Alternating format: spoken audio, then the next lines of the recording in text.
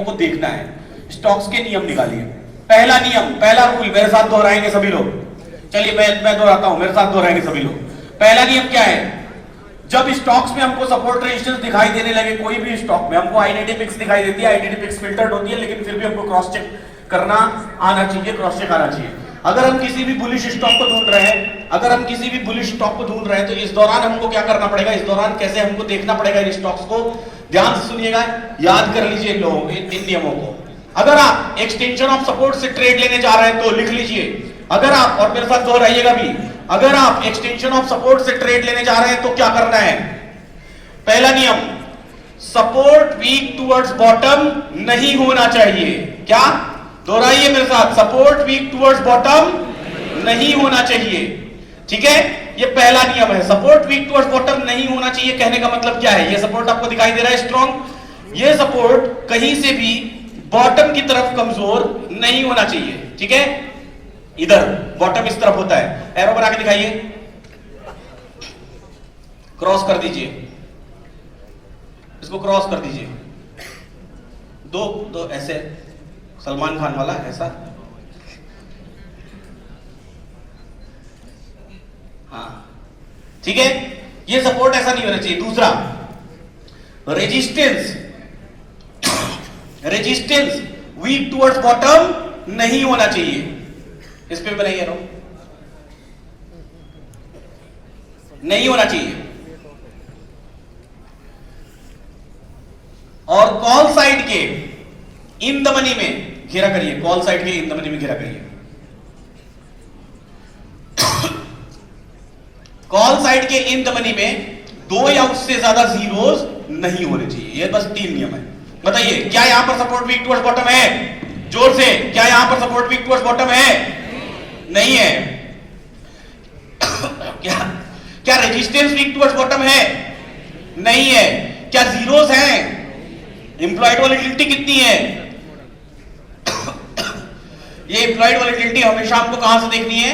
हमेशा हमको एटीएम के इर्द गिर्द, यानी कि इमेजिनरी लाइन के इर्द गिर्द इंप्लॉयड वॉलेटिलिटी देखनी है। थोड़ा गर्म पानी दिला दीजिए मेरे को, हमेशा। ठीक है, तो इंप्लॉयड वॉलेटिलिटी कैसी है? तो ये stock is absolutely model stock to trade from extension of support. जिसको मॉडल स्टॉक बोलते हैं ना, एकदम जी नहीं, इसको उड़ना ही है एक्सटेंशन ऑफ सपोर्ट से। इसका एक्सटेंशन ऑफ सपोर्ट 850 के पुट साइड पर क्लिक करिए, 843 जाके लाइन खींच दीजिए, वहां पे जाइए, एक्सिस बैंक ओपन करिए, आईबी बता रहा हूं, 843 पे एक लाइन खींच दीजिए नीचे। ये अब हम खुराफात क्या करते हैं? हम लोग क्या खुराफात करते हैं? हमको मिल जाता है तो भी हम इसको क्या करते हैं? यहीं से बाई करने का ट्राई करते हैं, है ना? कुछ नहीं करना है, हमको अपनी वैल्यूज का इंतजार करना है। जब हमारी वैल्यू आएगी तो उसी समय हम ट्रेड करेंगे, नहीं आएगी तो नहीं ट्रेड करेंगे, उड़ जाए तो उड़ जाए, कोई फर्क नहीं पड़ता है। हमेशा गर्म पानी दे दीजिए, हमेशा अपनी वैल्यूज का इंतजार जरूर करें। ठीक है, चलिए रेजिस्टेंस वाले स्टॉक में आइए, एक आइडेंटिटी पिक्स में रेजिस्टेंस वाला स्टॉक ओपन कर दीजिए। अच्छा, जीरोस का नियम जो मैं बता रहा था, जीरोस का नियम जानना चाहते हैं कि आखिर क्या होता है जीरोस का नियम? सुनिएगा, बाजार में क्या होता है? रिवर्सल क्यों होता है? रिवर्सल होता है राइटर्स के कारण। जब कॉल साइड की राइटिंग होगी ढेर सारी, ठीक है, तो बाजार क्या होगा? बेरिश होगा।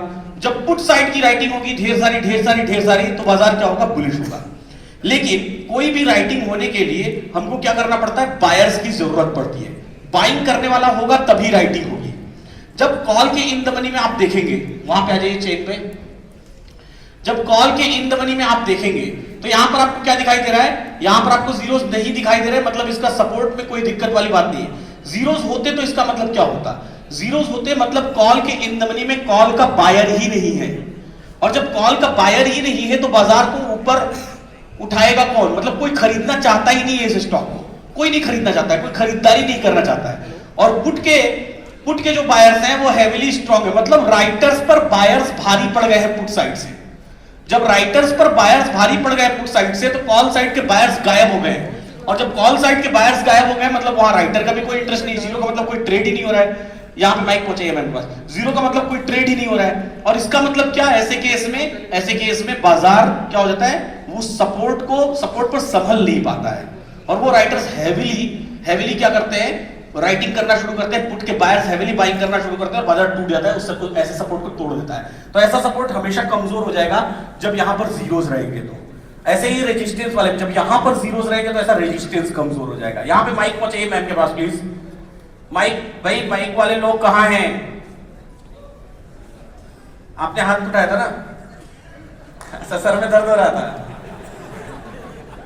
सही है।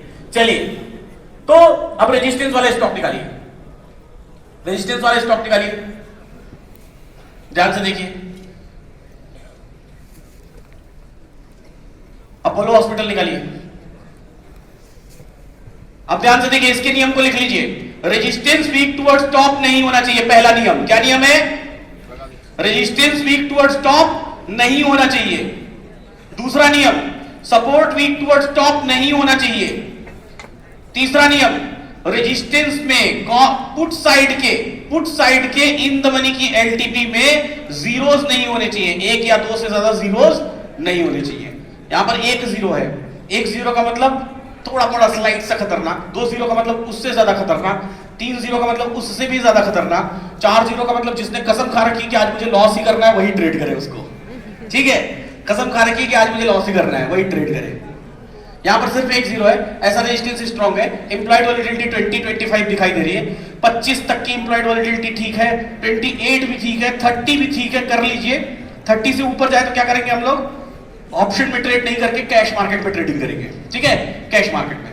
तो ये वाला स्टॉक भी अच्छा। अब इसमें देखिए क्या गलती है, इसमें मिस्टेक बताइए, क्या इसको हम लोग एक्सटेंशन ऑफ रेजिस्टेंस पर ट्रेड कर सकते हैं? बताएं, क्यों नहीं कर सकते? सपोर्ट क्या है, सपोर्ट कैसा दिखाई दे रहा है, इसलिए क्या करेंगे, ट्रेड नहीं करेंगे एक्सटेंशन ऑफ रेजिस्टेंस पर। अगला निकालिए रेजिस्टेंस वाला स्टॉक। कभी कभी आपको बाजार के डायरेक्शन का आइडिया ऐसे भी लग जाता है। अगर बहुत सारे स्टॉक्स एक्सटेंशन ऑफ रेजिस्टेंस पर ट्रेड करने लायक नहीं होंगे, मतलब निफ्टी क्या कर देगी, ऊपर उड़ जाएगी, क्योंकि यही तो लेके जाएंगे निफ्टी को ऊपर, है ना। आप कुछ पूछना चाहते हैं सर? दूसरा स्टॉक दिखाइए। चलिए वो टाटा मोटर्स ओपन करिए, टाटा मोटर्स देखिए, निफ्टी का भाव बता दीजिएगा एक बार। निफ्टी नहीं, मस्त, अच्छा सवाल पूछा आपने, ठीक है। चलिए टाटा मोटर्स दिखाइए, भाई चल रही है। टाटा मोटर्स में रेजिस्टेंस कहां पर है, रेजिस्टेंस है 478, और ये अभी 460 से 470 पर शिफ्ट हुआ है, 460 से 470 पर अभी शिफ्ट हुआ है 5-10 मिनट पहले। 95% अब हुआ है, वो शिफ्टिंग हुई है। इसका हिस्टोरिकल दिखाइए, हिस्टोरिकल लगाइए इसका, देखिए ध्यान से, कहां दिखाई दे रहा है रेजिस्टेंस, देखिए ध्यान से, 460, और अब कहां दिखाई दे रहा है 470, तो शिफ्टिंग हुई है ना।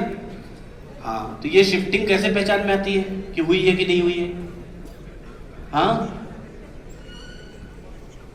वीक टूवर्ड्स, हाँ हाँ दिख रहा है ना। तो धीरे धीरे जैसे जैसे आप एक्सपीरियंस होते चले जाएंगे ना, वैसे वैसे आपको आइडिया लगने लगेगा कि इधर शिफ्टिंग कैसी हुई है। यहाँ पे 3400 दिखाई दे रहा है, वहाँ पे 3600 दिखाई दे रहा है। तो जैसे जैसे एक्सपीरियंस बढ़ता चला जाएगा आपको पता चल जाएगा देखते ही, नहीं तो फिर आप हिस्टोरिकल देखने का आदत डालिए, और जैसे जैसे समय बीतेगा आपको समझ में आना शुरू हो जाएगा। तो इसकी शिफ्टिंग हुई है, शिफ्टिंग होने का मतलब ये बाजार पुलिस है। ये क्या है भाई साहब, ड्रोन आ गया है? चलिए एक बार क्या बोलते हैं, जरा पब्लिक को मेरे को दिखा दीजिए, आपके पास ड्रोन है तो इस पे लगा दीजिए इनका फीड, और ड्रोन का आ जाएगा क्या इस पे फीड? हाँ, ड्रोन वाला इसका आ रहा है क्या? इसका नहीं है, हाँ इसी का ही है।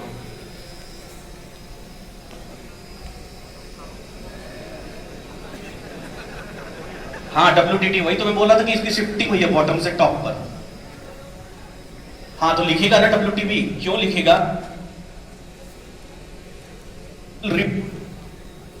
को याद नहीं रखता है, इसी पर रिसर्च कर रहे हैं हम लोग, मतलब हिस्ट्री याद नहीं रखता है उसको, बस करंट में जो दिखाई दे रहा है वो यही बताएगा, उसको इतिहास याद नहीं रहता है। हाँ, तो सपोर्ट WTT हो रहा है ना, क्योंकि वो सपोर्ट तो टॉप वही था, वहां से भी टुवर्ड्स बॉटम हो रहा है, रेजिस्टेंस बॉटम से टॉप पर शिफ्ट हुआ है। इससे मेरे को यहाँ ले जाके दिखाइए कौन कौन बैठा हुआ है, तो मुझे क्लियरली दिखाई देगा ध्यान से।